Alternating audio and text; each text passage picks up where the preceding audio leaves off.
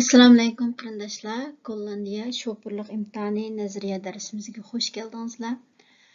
Biz bugun nazariya darsimizning 6-cı darsini so'zlaymiz.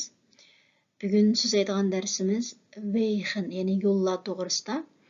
Ya'ni biz yo'lda mang'an vaqtimizda, ya'ni qanday yo'lda ketib boramiz, buni bilishimiz butun nazariya bilimlariga chetildi.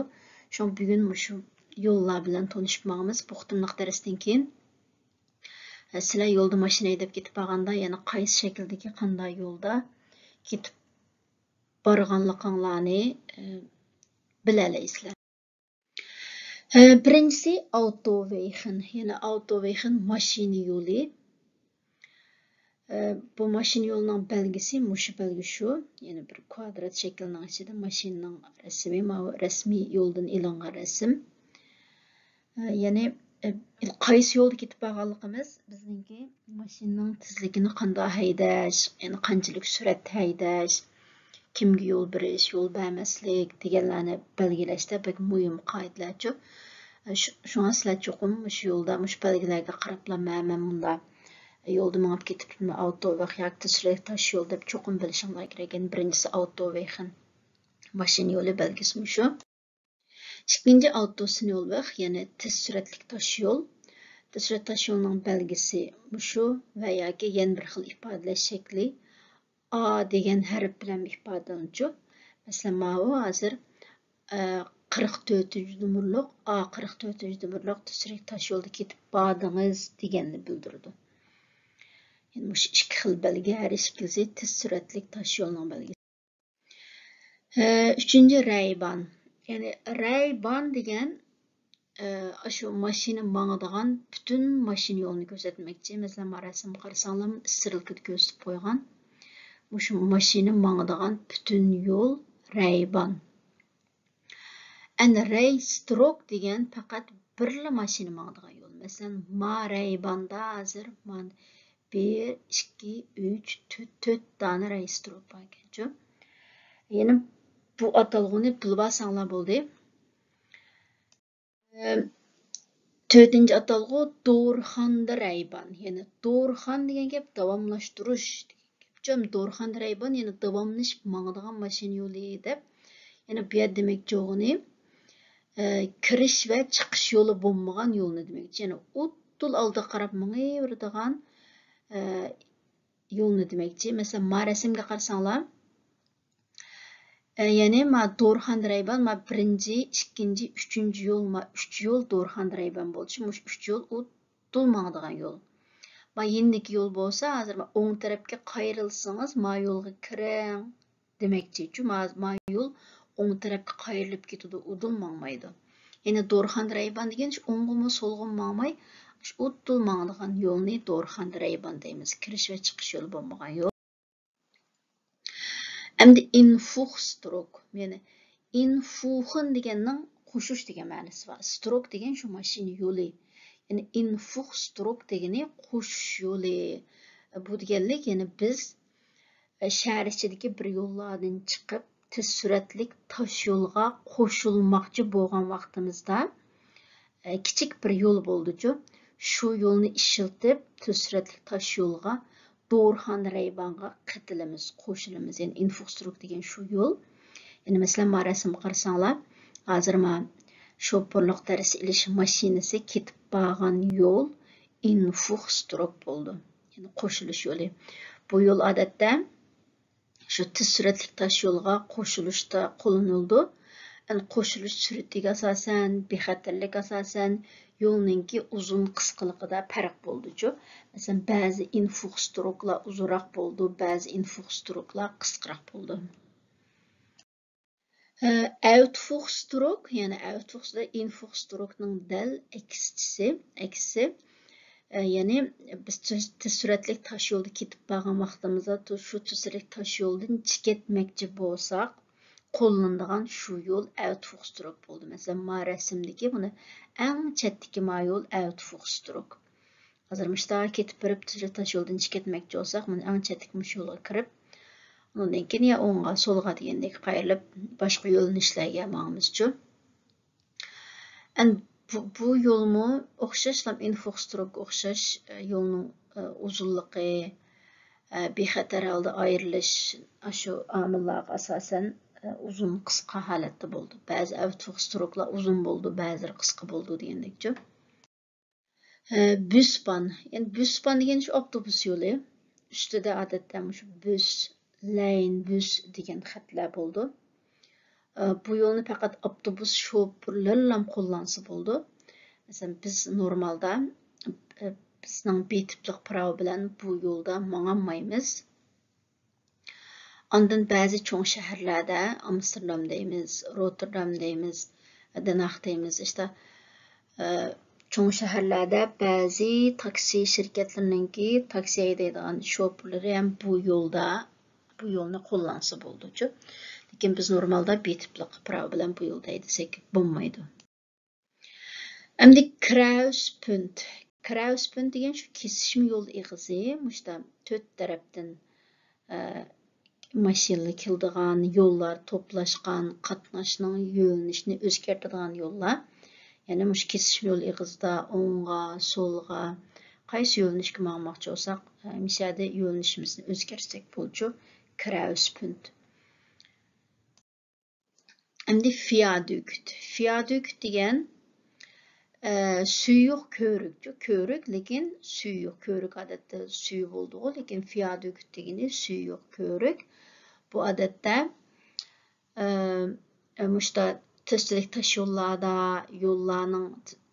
yo'llarning ustida va yoki poyezd yo'llarining ustida degandek mushta bir yo'llarda bo'ldi. Mush rasmda ko'rganinglardek, masalan, asti tez suratli tash yo'l ekan hozir, ustidagi mush ko'rikni biz viadukt deymiz. Viaduktninki qatnash belgisidagi ifodalanishi buni rasmdagi, masalan, Arnhem deganning ustidagi ikki dona kichik belgi viaduktni bildiruvchi.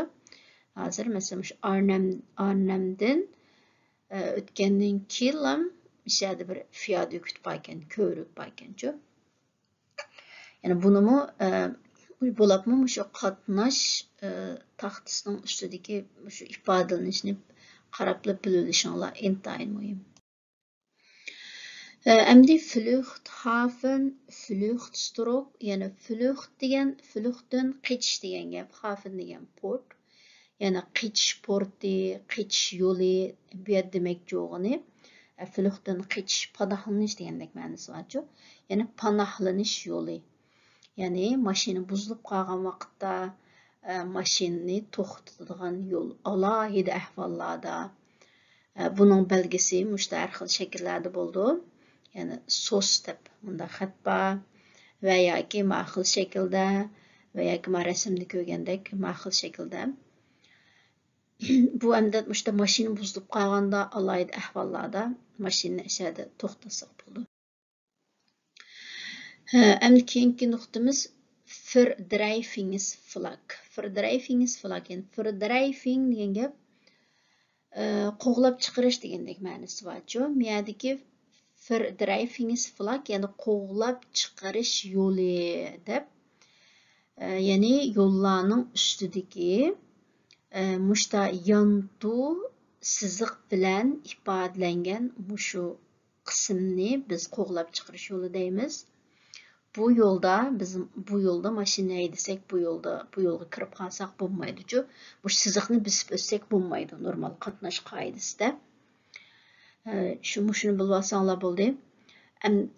Bo'lib emniyet imtihonlarida agar ehtiyotsizlikdan bu yo'lga chiqish zarur bo'lmagan ahvol ostida bu yo'lni bisib o'tib ketib qolsanglar imtihondan o'tkazmay qolib qoldi-chu. Shu mush yo'l Verdreifingsflag odatda bu siziqni bisib o'tsak bo'lmaydi. And speed stroke degani ya'ni aldirash soatdagi mashina yo'li deb, bu odatda qatnash qisqan vaqtlarda, bo'libmi atdigini ishga manganda, tushdan keyin ishdan tushgan vaqtda ichib o'tiladigan tez suratli tosh yo'llardagi avtosinyo'l vaqtidagi bir yo'l. Ya'ni bu avtosinyo'lda yo'lning eng chet tarafdagi, o'ng tarafdagi yo'l bo'ldi odatda. Şu işqi manğan, işten düşkən vaxtlarda yolda qatnaşçı qoğanda bu yolunu içi ötüdü. Ondan saat 10'lardan keyin bu yolunu taq ötüdü. Şu açqanның belgisi şu. Mesela sizler birinci resimde görgəndək, eğer yeşil istirilki bolsa, yani bu yol oçuq, mangsınız boldu degeni bildirdi.